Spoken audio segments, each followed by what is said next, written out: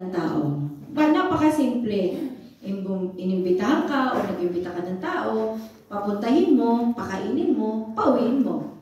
Di ba po? Pero sinasabi ng Panginoon, pag nag-imbita ka, huwag yung mga kamag-anak, kaibigan. Kasi pag inimbita ka nila, kung ano yung ginawa mong gesture, pag inimbita ka naman nila, makapalitan na yun. So, quits na kayo. Kaya sabi niya, imbitahin mo daw yung mahihirap, yung mga pilay, bulag, yung may mga kapangsanan. Yung napakasimpleng sinasabi ng Panginoon sa atin.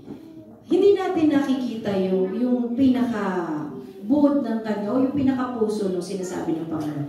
Ang sabi ng Panginoon, minsan pag tayo nag-imbita ng tao, kamag-anak, kaibigan, pag inimbita mo, minsan pagka nasa bahay mo na, pag alis nila, may nasasabi pa sa'yo. Amen? Sasabihin, hindi masyadong masarap yung pagkain. Bakit ganun yung bahay nila? Bakit ganun yung ano? Diba? Amen? Matigas yung kami. Diba? Nakikain ka na nga, namintas ka pa. Diba? Kasi minsan, yung hindi natin mapigilan, nature ng tao.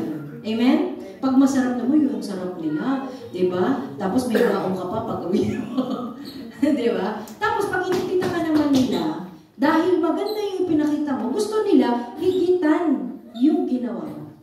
Amen? Sasabihin nila, hindi dapat mas masarap yung pagkain ko. Mas maganda yung gagawin ko kasi mas maganda ang bahay ko.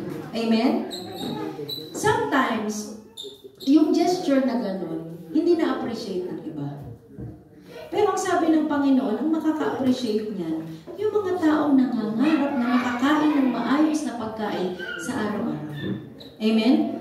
Yung mga taong mahirap. Kasi sometimes, when you invite them, kahit pa mag-pack lunch ka na, pag inabot mo sa kanila, malay mo ikaw na yung answered prayer nila. Kasi nagdadasal na sila, Lord, wala akong pagkain ngayong araw na to. Inimbita mo. Wala ka namang tao na may imbita o ayaw mo maghanda para sa kamag-anak. Ibinigay mo dun sa tao. Hindi mo kakilala, hindi mo kamag-anak. Pero yung tao yun, mas in-appreciate yun. Dahil after mong ibigay yan, yung tao yun, sure ka, tsak yun, ipagdadasal ka. Amen? Tsak yun, ihihingi ka ng patawad sa Panginoon. At tsak yun, bibigay ng Panginoon lahat ng iyong mga pinagdasal dahil sa kabutihan mo. Amen?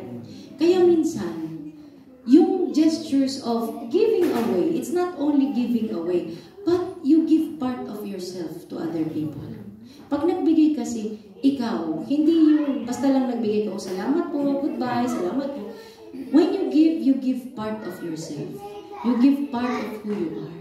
Kasi pinakikita mo sa kanila na kung ano yung biyayang meron ako, at least kahit papano na ibahagi ko sa inyo ngayong araw na to, at kayo ay nakatawid sa gutom, nakatawid sa inyong mga pagpapakasakit.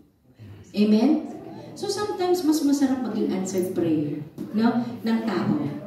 Ikaw yung answered prayer niyo, salamat sister, salamat dahil talagang nagdadasal ako ng mga talagang magbibigay sa akin ng pagkain. Minsan may ganun tayong gestures. No? Kaya tayo, kahit minsan no, sabi nga po nung isang kami, minsan nagdadasal kami, no, saan kaya ko kukuha ng pantawid ko ngayong araw na ito? Minsan may tatawag sa'yo, siso to hati tayo. Diba? Out of nowhere. Kasi sometimes ang Panginoon nakikinig yan. Pag malinis ang kalooban mo, maganda ang pinagmumulan ng iyong mga ginagawa. Ang sabi ng Panginoon, hindi kita pababayaan. Amen? Kaya ang sabi ng Panginoon, pagbukas ang kamay mo, diba? Pagbukas ang kamay mo, at ikay nagbigay, ano mangyayari? May magbibigay din sa iyo. Amen? At yan ang Panginoon natin. Kasi pag si Lord ang sumagot sa mga prayers mo, higit pa yan, siksik, liglig at umaapa. Amen? Yun lang po. Salamat.